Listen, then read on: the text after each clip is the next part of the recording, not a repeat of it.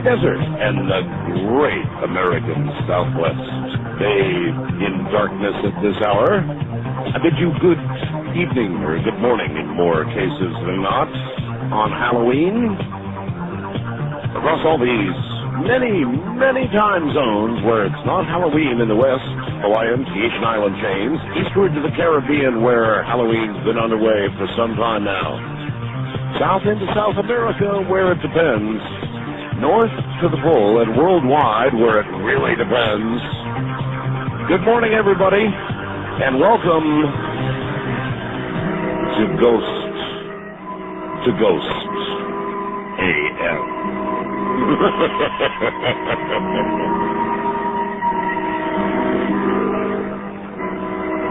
Yes, it's that time of year again.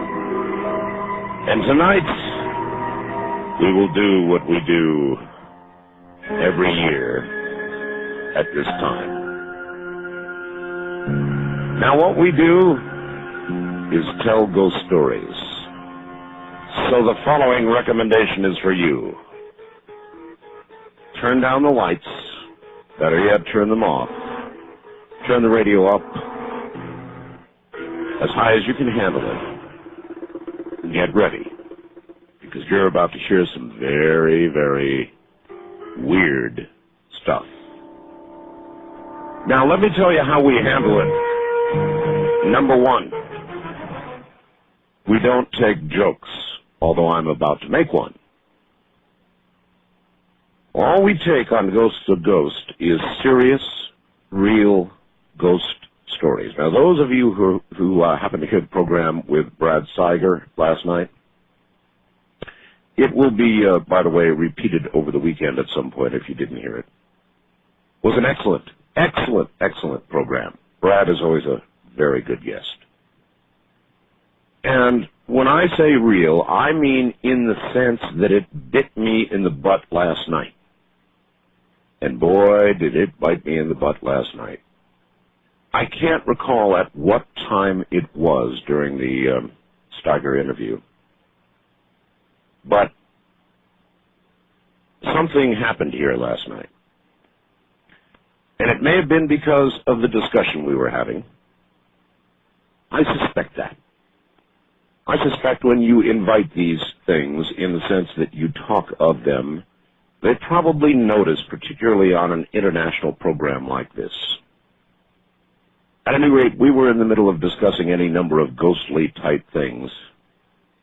And at the end of one of my breaks,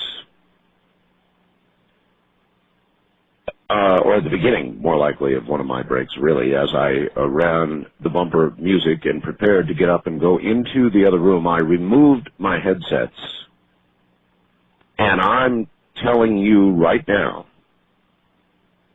I've got a door, to my radio room here, what I call my shack, my radio room, and somebody sent me a little placard that came from a ship that obviously at one time sailed the high seas, a real placard that says radio room that obviously was in place on the ship's radio room, and so I tacked that to my door long ago.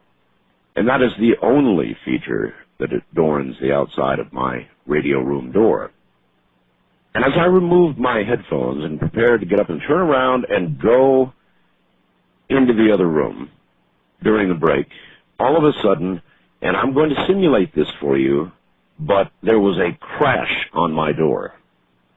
And I don't mean there was a knock. I don't mean there was a house settling sound. I don't mean that a jet somewhere broke the sound barrier and impacted the house. I mean there was a crash on my door. One so loud, so strong, that it would have, if I'd seen it, I didn't. It was just as I was turning around, one that would have buckled my door inward. Not in the horror sense of the movies where the door sort of turns into rubber and buckles inward, but I meant, I would have seen it buckle. It was about this loud, if I can simulate it, like that. And I almost lost it. And I ran, of course I was already on the way, so I turned around, I opened the door, boom, like that. There was nothing. I was so concerned that I got a weapon and began to check the house. I went and woke my wife up. I woke her up and said, "Did you do that?" And, she came out of sleep and was properly annoyed that I had awakened her. I said, "Of course not. What are you talking about?" I have 3 cats. One might suspect they had done something of that magnitude, and my 20-pounder might have thrown himself up against the door, but wrong. They, too, were all 3 asleep on the bed with my wife. 3 of them. It's crowded. So something hit my door last night hard, really, really hard. I don't have any idea what it was, but I can tell you this, it was not nothing. It was something, and it scared the hell out of me. It really, really scared the hell out of me. This morning somebody sent me something that I thought was genuinely funny. This is probably going to be the only funny thing that we do this night, because we tell serious ghost stories on Ghost to Ghost AM. But I felt that I had to read this to you. A vampire bat came flapping in from the night, covered in fresh blood, parked himself on the ceiling of the cave, and prepared to get some sleep. Pretty soon, all the other bats smelled the blood and began hassling him about where he got it. He told them to piss off and go get some sleep. But they persisted until finally he gave in. Grudgingly, "Okay, follow me," he said, and flew out of the cave with hundreds and hundreds of bats behind him. Down through the valley they went, across a river, into a forest of trees. Finally, he slowed down, and all the other bats excitedly milled around him. Now, he said, "Do you see that tree over there?" he asked. Yes, the bats all screamed in a frenzy. "Good," said the first bat, "because I effing didn't."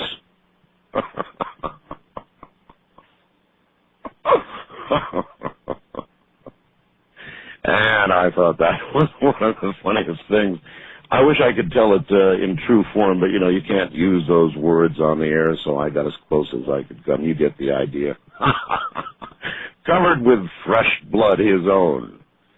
Slammed right into that tree. Anyway, I couldn't resist. All right, so what we do tonight, again, is tell real ghost stories. And I know a lot of you out there have real ghost stories. Last night should have prepared you to do this. Now, here's the way I look at it. And I've been asked all week, when, Art, are you going to do Ghost to Ghost AM? And I thought about it, and of course, Halloween is officially Hallows Eve on Friday. Well, in some time zones, it's already Friday.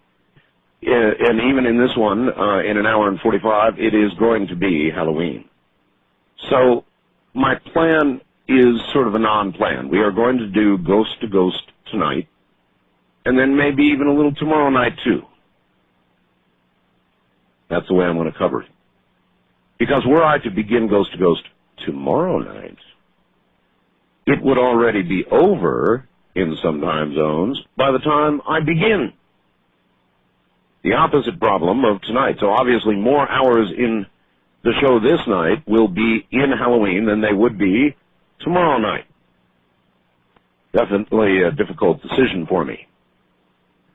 But I thought, what the hell, we'll do it tonight, then maybe we'll do a little more of it tomorrow night too. But this is one of the most genuinely frightening shows you will ever hear. That I guarantee. So we'll get to it in a moment. All right, so we're going to tell ghost stories tonight, real ones. Let me give you the appropriate phone numbers. Now, this is not a guest-driven show. This is a program driven by all of you, wherever you are. If you know of a genuine ghost story, if you or one near to you has had an experience that you know to be true, then we want to hear about it. Here are the appropriate phone numbers to respond. first-time callers at area code 702-727-1222. You might want to write these down. 702-727-1222.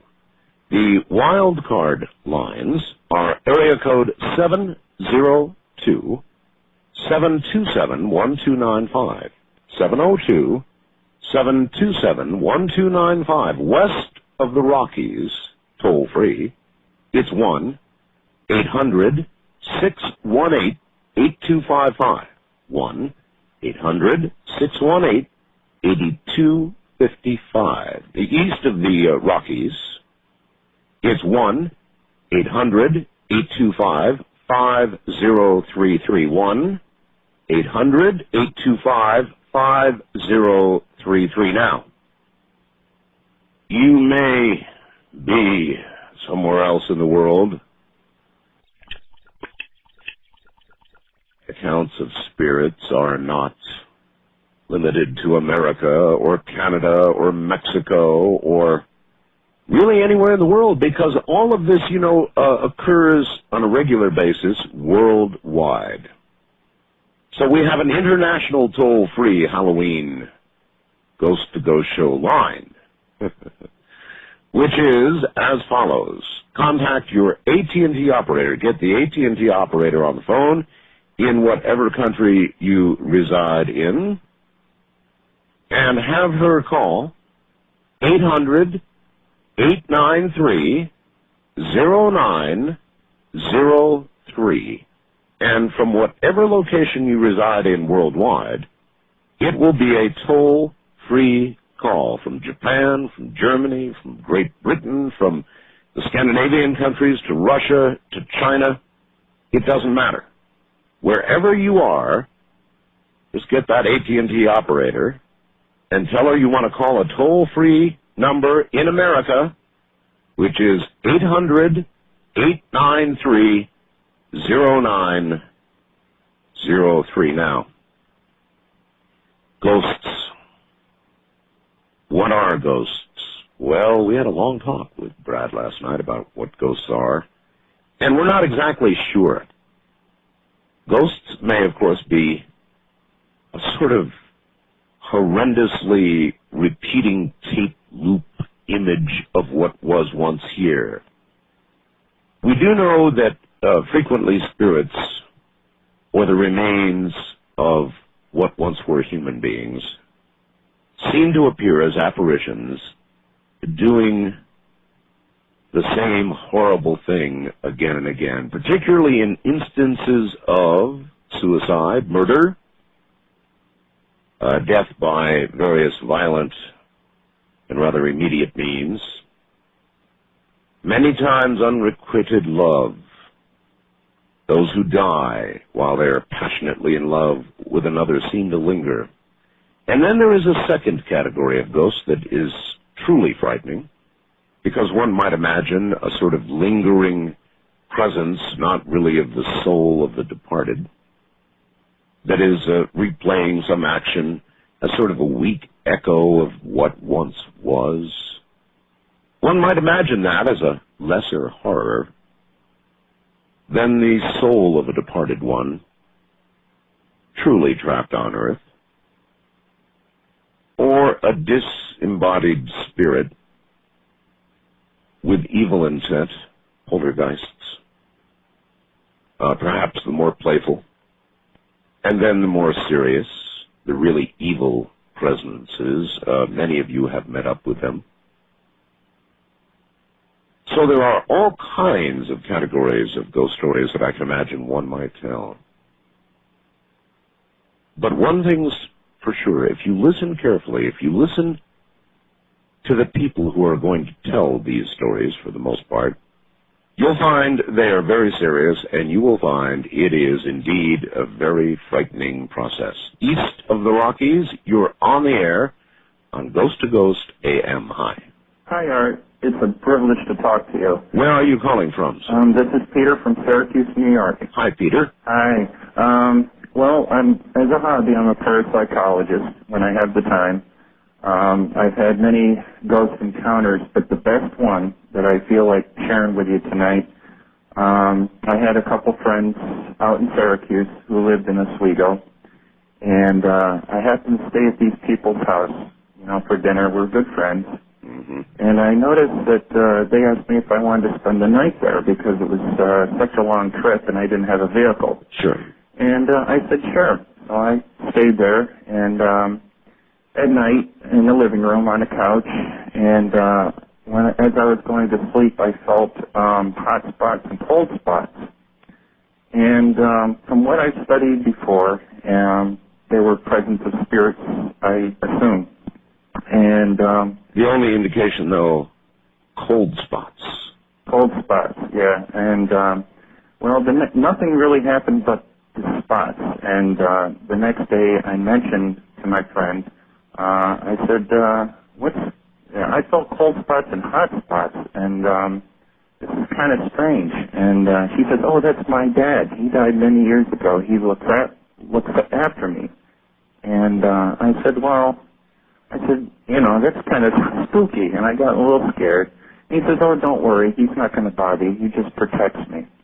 Well, I stayed the second night, and there was footsteps down the stairs, the hot spots, the cold spots again, and I'm getting scared. I'm getting the cold chills up the back of my spine. I can feel the hairs going up and everything. Oh, yes. And then I heard a big, loud bang in the attic. A bang? A bang. You mean the kind of bang, boom, the whole house.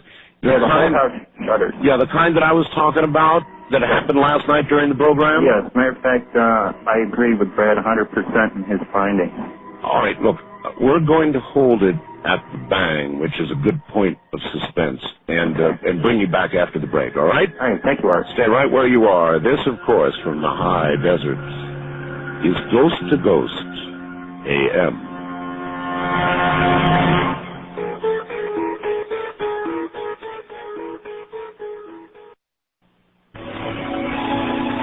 Calls in the Kingdom of Nye from east of the Rockies at 1-800-825-5033. West of the Rockies, including Montana, Wyoming, Colorado, and New Mexico at 1-800-618-8255. First-time callers may reach Art at area code 702-727-1222. That's 702-727-1222. This is Coast to Coast AM with Art Bell. Now here again is Art. You're not going to believe this. We got up to the point with our caller where there was a crash, like the one on my door last night, and I lost my caller during the break.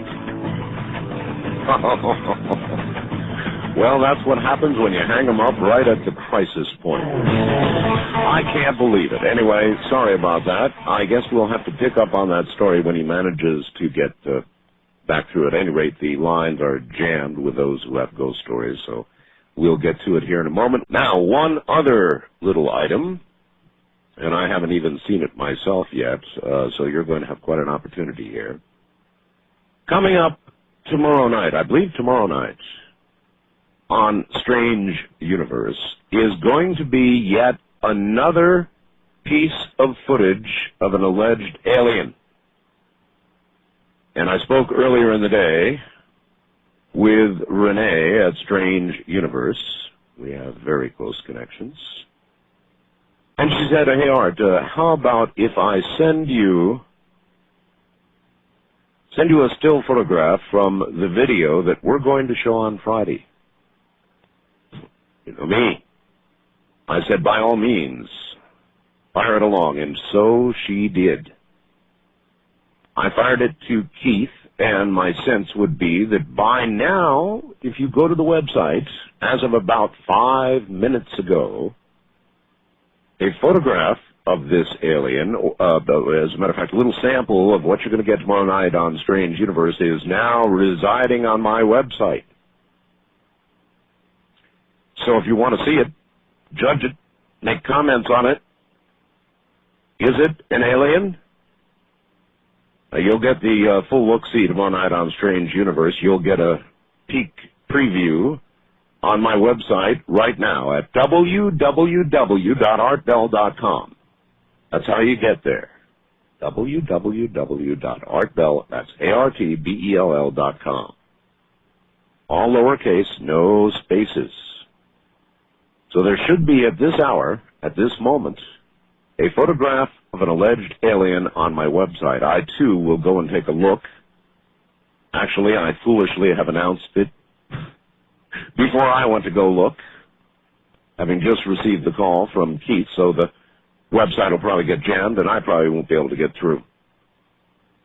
Anyway, we'll try and take a look here in a moment. It is up there. There's a lot more coming in the next few days. Sightings in Arizona, sightings in California. And I've got photographs coming of both, along with interviews from the people who took the video. That's kind of an update for you. Arthritis pain.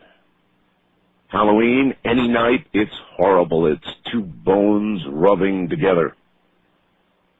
You see, there's supposed to be cartilage in there, in between the bones, and that cushions the movement. And when that cartilage is eroded or gone, then you have two bones rubbing together, and it's damn painful.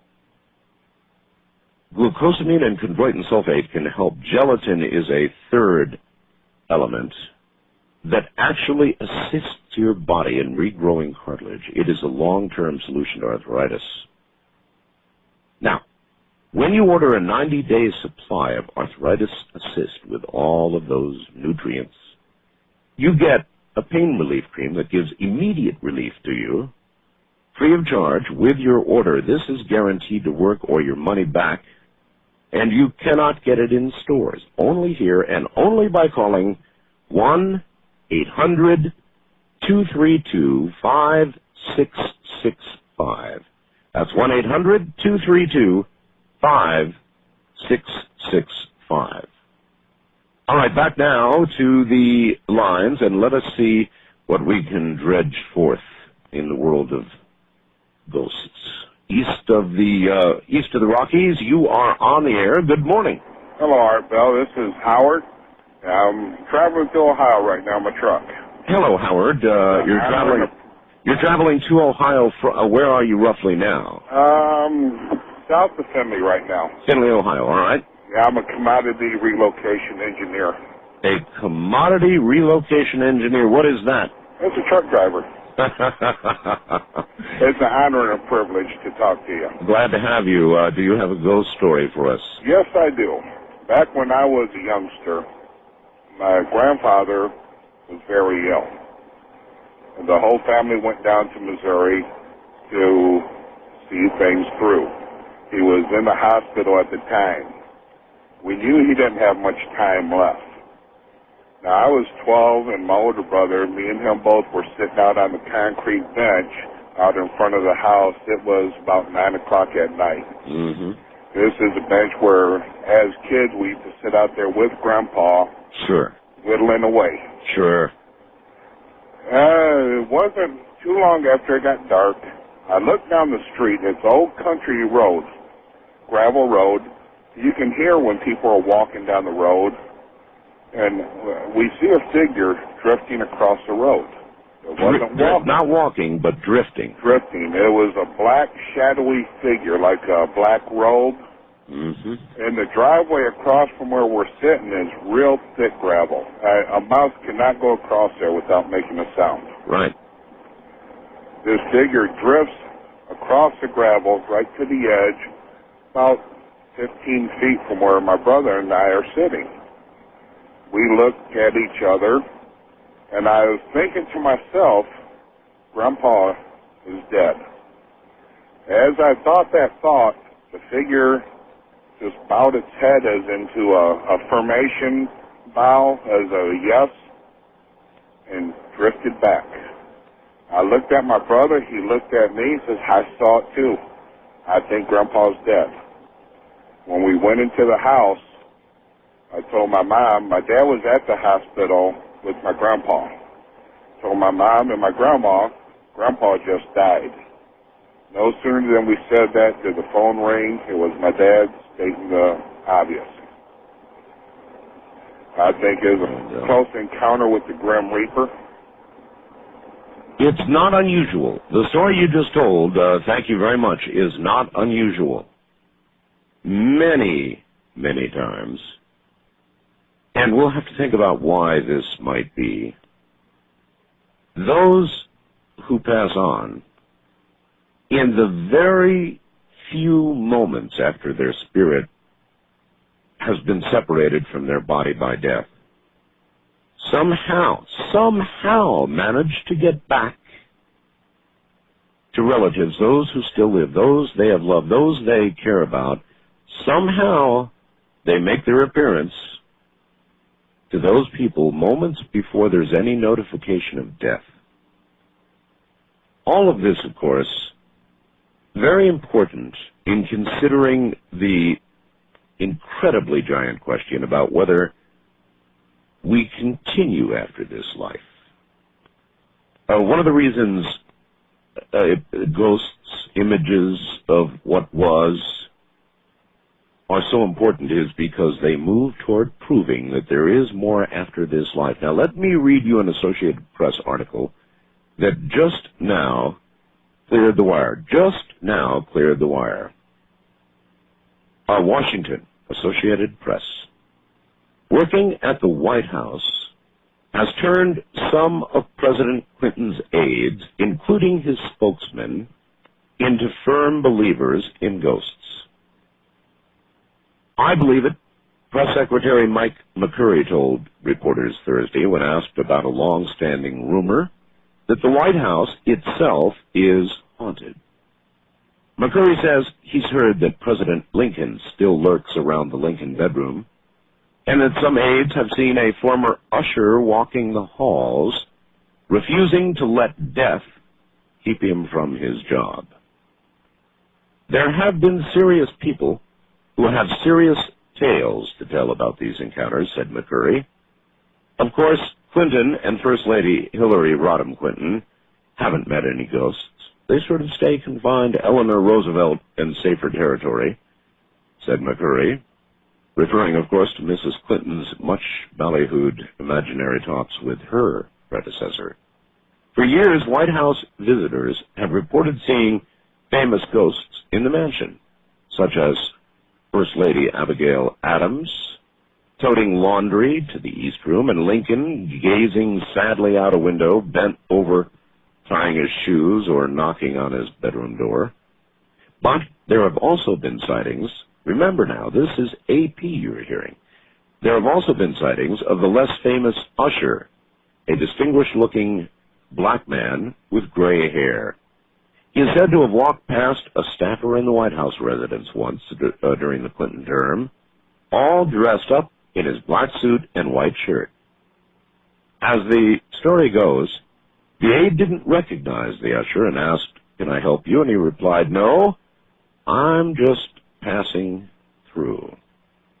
When the aide later asked other ushers who the guy was, she was told he had died a while ago, but comes and visits every now and then. McCurry declined to discuss how the White House deals with its ghostly intrusions. You may want to see if the Secret Service will be willing to comment on their Paranatural Division, spokesman joked. He cautioned reporters not to assume they are seeing a ghost if they find one scribe too many among their ranks Friday.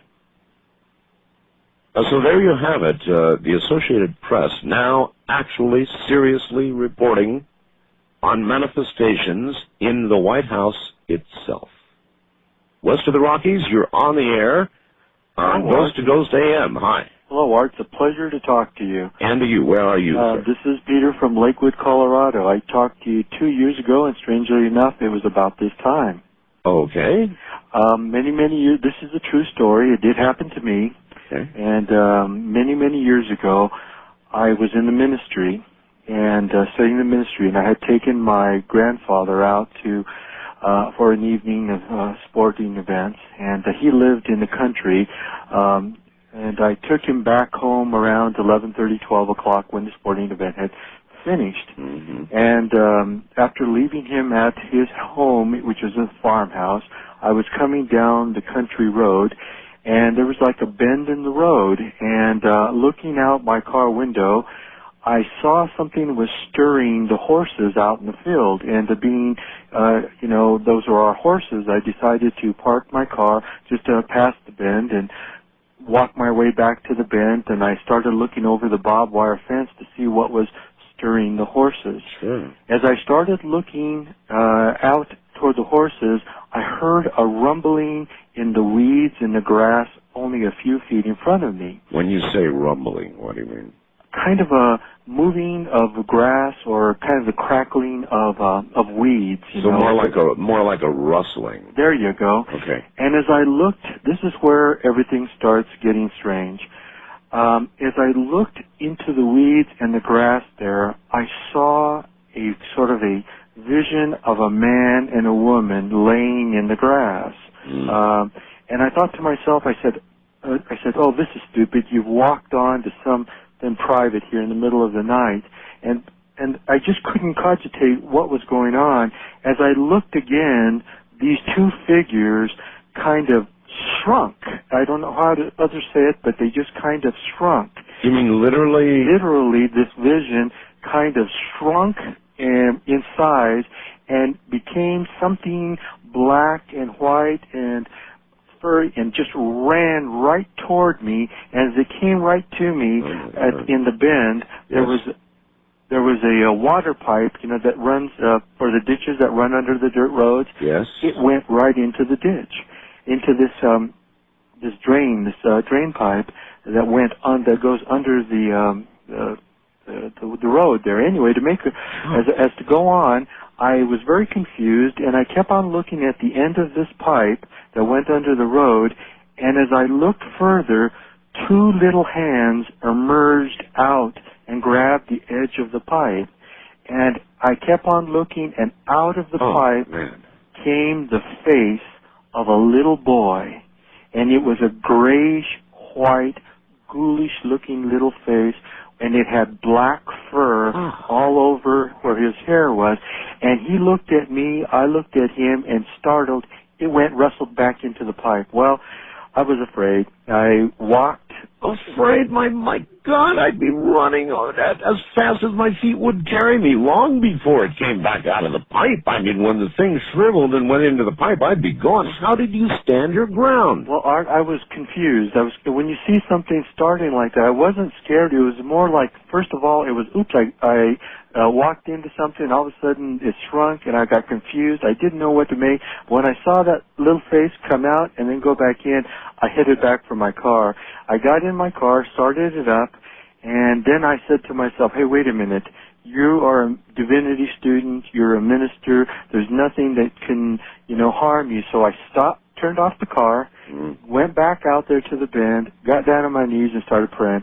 And after I said a few prayers, I just got back up, got in my car, and took off. The next day, I went to my grandfather, and I told him about what happened, and he said, I don't want to tell you what went on here. I want you to tell your father the same thing and see what he has to say. I said it to him, and I went back and told my father, and my father said that many years ago, he and my grandfather were at the farmhouse, and there used to be a little house, a small little one-bedroom house, right where that bend was, and a woman had lost her child, and they had heard that she had turned to black magic to try to have some kind of connection with her dead child. Yes. And one time, they felt she was performing, they saw a fireball come out of her house, the front of her house, roll across the yard, roll across the gravel area in the bend, the road there in the bend, jump over the fence and roll around in the field right about where the horses were. And I know it sounds like a fantastic story, but it is a true story, and I think it was what I saw in that pipe was the ghost of that little boy. And the only question that I have to have answered is whether what you saw really was what was left of that little boy, not gone elsewhere, but trapped here, or whether it was just some sort of weak image, some sort of barely visible horribly repeating little loop of, what had occurred. Until I find out the answer to that question, these kinds of stories will forever scare me. Because if it was the soul of that little boy, then obviously he wasn't where he should have been. Art, I'm in my 40s, and I've tried to figure that one out, but I can tell you, the face of that little boy, that grayish, the only other time I've seen something like that was I was volunteering in the hospital, and I saw a little child who was about to pass away. He had that same grayish pallor, and if it wasn't something supernatural that these black magic had produced, it definitely was that little child who's caught in that corner, and maybe will be there forever. But I told you this story 2 years ago, and you had kind of the same response, and it's a one that will puzzle me for till my grave, that's for sure. I appreciate your telling it, or in this case, retelling it. Thank you, my friend. Art, we love you here in Denver. Thank you. Take care. That will haunt me forever with regard to this subject. Truly, it seems impossible to believe, though I suppose it is possible, that an innocent youngster dying way before his time would have his spirit trapped through some horrible cosmic joke here on Earth. I don't want to believe that. First time caller line, you're on Ghost to Ghost AM. Hello. Hello. Hi. Hi, how are you? Well, I'm all right. Where are you, pray tell? I'm calling from Boston. Boston, Mass. Yes, and my story is a little less spooky than your previous caller, but it is, in fact, the truth. My father passed away 3 years ago, and I was driving from Boston from my work to my home on the Mass Turnpike. Mm-hmm. And my car died in the middle of the Mass Turnpike, in the middle of traffic. Just died? It didn't sputter, it didn't do anything, it just died, everything shut off. All right. I got out of the car because everyone was piled up behind me. Oh, you mean you stopped in a lane? It was in the middle lane. Oh, so the fast lane was on my left-hand side, and the slow lane was on my right-hand side, and I was in the center lane. That's a horror story all by itself. It really is. Anyway, go ahead. And so all of the traffic started to pile up behind me, and I got out of the car to look for help, and on the turnpike, anyone who's familiar with Boston, there are not any areas to pull off on the turnpike between Boston and the next toll. There's no lane. And so I decided I was going to get out of the car and get for help, and I took the keys, and the car just sort of started. And anyone can explain that by saying there's some sort of an electrical wiring problem, there's some sort of a whatever. Sure. I got in the car, and I just said to my dad, who had passed away, please get me out of this, and please get me to safety, please, please, please. Mm. And the car did start, and it moved, and it pulled up to where there was a turnoff area, and it died there. And I was able to get into that place. Wow. And it's not nearly so spooky as some of your callers. No, it isn't. But obviously, your dad intervened long enough to get you to safety. Well, that's what I feel. And you asked earlier, why do these things happen to people, or why do these unexplained phenomena happen to people that they love? Yes. And I think that it can be explained in a number of ways, and I don't think that a certain religion or a certain belief needs to be offended by the question. In my dad's case, I'm a Catholic, and Catholics are brought up to know that when you die, you go to heaven, and heaven is everything that you love. And my father loved me and my family, and therefore his being around us is not spooky. I consider it but common sense. Totally possible. And listen, we're at the top of the hour, and I've got to go, but I want to thank you for the story. That's exactly the kind of story we want. I take it you're listening to our new affiliate, WRKO, Boston. Okay. Thank you. Thank you. Good night. We'll be right back.